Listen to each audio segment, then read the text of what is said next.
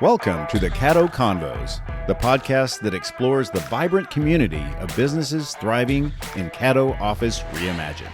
We're here to shine a light on the incredible entrepreneurs and professionals who make the most of our private offices, co-working spaces, and day office rentals in the Dallas-Fort Worth suburbs. Join us as we share their stories, celebrate their successes, and dive into the benefits of working in a space that's close to home but offers so much more than working from home. Let's get started with today's conversation. Joining me today on the Caddo Convos podcast is my new friend, Alissa Roberts with Flower Mound Family Institute. How are you? I'm doing well. Great. Glad to have you. Let's talk about what is Flower Mound Family Institute. I think it's in the name. That's right. Flower Mound Family Institute is a therapy practice right here in Flower Mound. We serve individuals dealing with concerns related to anxiety, depression, family conflict, challenging life transitions, and just helping people work through those things. What would you say sets you apart from others that are in your field? So I really like to take a holistic approach. So when working with clients, I really want to look at the full picture. I want to get to know you, your family history, your family dynamic. What is your sleep like? What is your nutrition like? Do you exercise? And really take that holistic approach. But then that also means I really like to get a release of information and talk to your primary care doctor or your OBGYN and really do a comprehensive assessment and work together and get to the root cause. So I would say that's one thing that really sets me apart. One other thing that I really like to do is work myself out of a job. And I know that this may sound funny or silly or confusing. I am trying to teach skills and greater understanding. And if you have to continue to see me for 5 years, that means I'm not doing my job. I'm enabling you. And so my goal here is let's learn the skills. Let's practice them, then graduate. And if something else comes back up in life, you hit a bumpy spot, come back. We already know each other. We've already built that foundation and relationship, and we'll work together again and work through that problem. I think from my vantage point, and I'm 54, you're a bit younger, and good for you. The generation that is younger than mine, I guess, is very open to mental health. And they're convincing my generation to be very open to mental health. So who would you say is the average type of person, I'd say age even, who is coming to you with all the pressures of that the world is putting on all of us? So I actually have a lot of college students or college graduates who are entering the work world, exiting college, leaving some of those really good friends, not really sure what they want to do next, not really sure what their purpose is, struggling in their new workplaces. Maybe they're getting married or starting to have kids and just really struggling with that adjustment. I also see quite a bit of moms or empty nesters, I should say, that are just struggling with that new stage of life and just not really sure what to do next. Yeah, I can tell you personally, my kids are all in college or post-college. And I remember that feeling, Alissa, when, because my son and I were pretty buddy-buddy.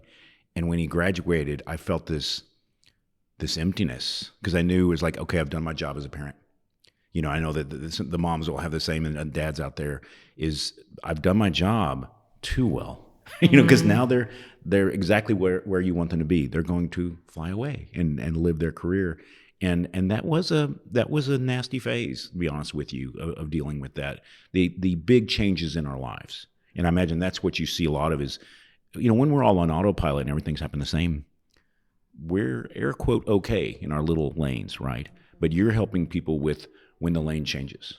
Exactly. Yeah. So give me examples of that further than obviously the mom, the dad, the things I've experienced, but you see all types of people for all types of situations, lanes that they're in.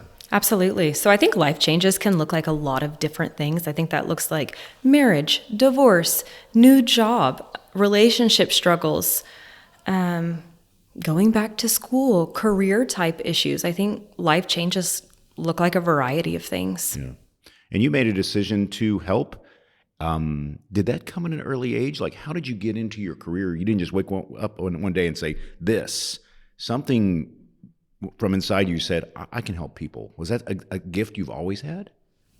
Probably. I am the oldest of four, so I'm the eldest daughter, and I love my role as big sister. Yeah. So I was the one people would go to. They would ask for advice. I'd be there to comfort them when they were upset. And I think naturally have that maturity and responsibility. So I found myself in so many different situations in school, at church, in life, where people would just start talking to me. I would wonder how did I prompt this conversation? What happened here? But so grateful that people would just share their stories with me. And then I found myself in so many different challenging seasons of life as a teenager. So I sought out therapy myself. And it took a while to find the right fit. I met with someone that I really didn't care for, and I said I was never going back to therapy. And then in my next tough season, I sought out a new therapist, and he was absolutely life-changing for me. He really helped me through a tough season. And in that moment, I realized I too could do this. I want to help people. And that's your career now. That's great. I've known you for a few minutes, really. We just met. But I think I share something with you in that people will walk up to me and just start talking. But I think there's something about a person that chooses your profession that you really have to be someone who just gives off this air of, I can help. It's almost, I'd say it's almost like a just broadcast curiosity. Right? Is that what you've experienced? Absolutely. I would say that's accurate. Probably a little bit of intuition or discernment, and just recognizing those very subtle changes in a person and being able to ask them about it in an empathetic way. What is your go-to, like your quick advice for people who are, it's mainly to the tools that we need to recognize that you're in a stressful situation? What are your top 5, watch out for this, watch out for this, watch out for this? And an example I've been told is kind of listen to your body, because sometimes you have a very physical reaction to a moment. So talk me through some of those kind of quick tips of not so much that do you need therapy or not. If you're experiencing this, you should call this number kind of thing. It's more about what's happening with us when we're in a trauma or even marginal stress situation. Sure. So I think some of the things I would encourage people to look for are disturbances in sleep. So if you are sleeping too much, if you're waking up through the night, if you're struggling to fall asleep because your mind is racing, probably means, something's heavy, something's changing, and maybe there's something that you need to work through. Yeah. An example for me would be the other day I was, again, everybody, if you see me, I have some gray hair, quite a bit, and I get frustrated with technology. And I was at the kitchen table, and I had just done something on my phone and it wasn't working, so I kind of hit the table. And my wife walked over and she's like, "Honey, do we need to talk about something?" What's underneath all of that? And so that's really is how do you figure out that something's underneath whatever you're dealing with, and that we want to deny it, right? Sure.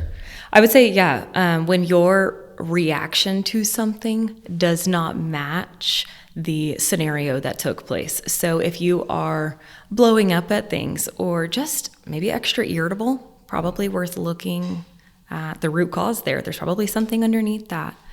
I would say increased conflict in your relationships. When you start to notice there's just frequent conflict or misunderstandings or miscommunication, it's probably a time to take a look. Gain some greater insight. Now there's the disconnect with a lot of people, including my generation, especially men, as from what I've read of the statistics, is just denial, just straight up denial. How do you encourage someone to stop denying that whatever it is going on? As a therapist, I do not tell people what to do. And I think that is a really common myth that's out there, is that you're going to go to a therapist, they're going to tell you exactly how to work through whatever it is that you're experiencing. And that is actually not our job at all. Our job is to walk alongside of you as you begin to figure things out. So if people are in denial, then it looks like asking questions that prompt looking inside of yourself, or being curious, and really letting people come up with their own conclusions, their own solutions to their problem. And typically at some point, people start to realize, oh, this is what I'm doing, or this is the problem, or maybe I'm contributing to this in one way or another. Yeah, we can be our own worst enemy sometimes. Absolutely. We're just doubling down on the problem. So talk to me about the typical customer journey, or client journey in your case. First, how do you like to be found? So my preference is that I'm found by my website. So there is the option to submit a consultation request. Right. So that is my preferred way. You can also find my phone number or email on my website as well. But the way I typically go about it is you submit that consultation request. I get back to you within 24 to 48 hours and just reach out, see what the need is, see if we're a good fit. I really like to offer that free 15-minute phone consultation because I want to ensure that we're the right fit. And if we're not, I want to refer you to someone who is. It's like anything else. You want to work with somebody that gets you, that you understand, and has at least understands the journey that you're on. And for everybody listening, everything Alissa has given me is in the show notes. So, website, email, all those things are available to you. Just scroll down and click on the link and find her. You and I are both here at the Caddo office Reimagine Flower Mound. Can you tell me, why did you choose this as your location? This is the best location, and honestly, it just fell in my lap. I was looking to go from virtual to in-person, and reached out, and literally from the second I walked into the building, I felt like this was home. It is beautiful. It's clean. The people are friendly. The manager is super friendly, and they are willing to answer all the questions and work with you, and they are quick to respond to any questions or concerns that you may have. Yeah, that's terrific.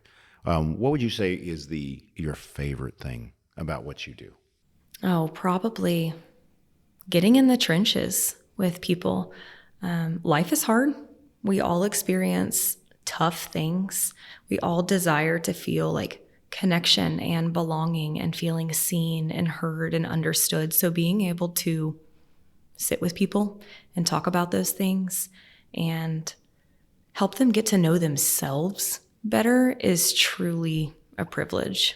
Yeah, getting to know yourself, because you're on a journey, sometimes alone. We were born and we die alone, and I know that sounds bad, but we are all the main character in our lives, right? So getting to know that main character is certainly a goal that I'm sure you help people with. Get to know yourself. I like the way you put that. That's excellent. Awesome. So for people who are stuck, what would you say to encourage them to get unstuck? Reach out. I would say just do the next right thing. So if someone is stuck, talk to friends, see what they have to say. Start looking for a therapist. Start looking for someone who maybe speaks to you. Schedule a few consultation calls, see who's the right fit. Just take that next right step. So, Alissa, I really appreciate you coming on the Caddo Convos and sharing your wealth of knowledge, your passion for what you do, and how much you enjoy what you do. Obviously, I see a smile on your face, and when we're talking about your profession and your chosen profession and how you help people. So, thank you for being on the show today. Absolutely. Thanks for having me. Thank you for joining us today on the Caddo Convos podcast. A huge shout out to our incredible network of members for making our community vibrant and supportive. If you're looking to boost your productivity and reduce the isolation of working from home, consider joining us at Caddo Office Reimagine. Our spaces are designed to meet your evolving needs, support remote work, and foster a sense of community that's hard to find at home. Whether you're a startup aiming for growth, a freelancer seeking a professional setting, or a company looking to optimize resources, Caddo offers a perfect blend of flexibility and innovation. By joining us, you'll be a part of a dynamic business ecosystem that helps you thrive. For more information, visit caddooffices.com. Thanks for listening, and we'll see you next time on Caddo Convos.